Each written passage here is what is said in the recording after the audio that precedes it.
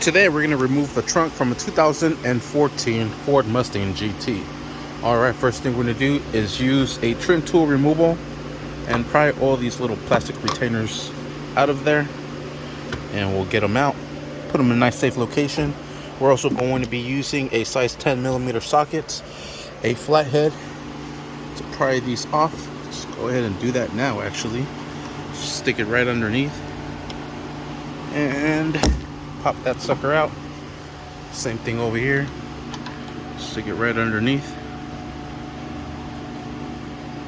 And all this would be easier if you had two hands. Next, we're going to, like I said, remove all of these to gain a little bit more access. And we'll go from there. Alright, I removed all of these from here.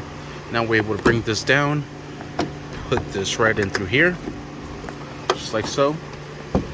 We have a pigtail here, press in, release that, pigtail here, press that in, releases that there.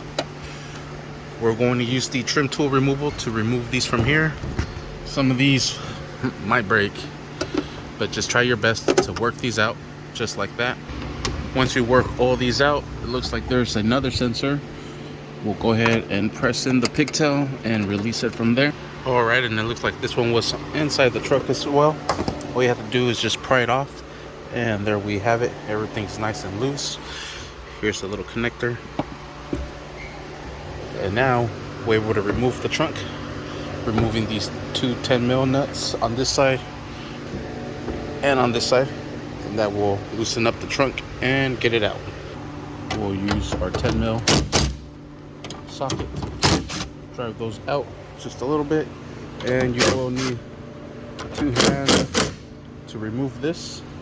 Go ahead and remove it, and there you have it. And that is how you remove the back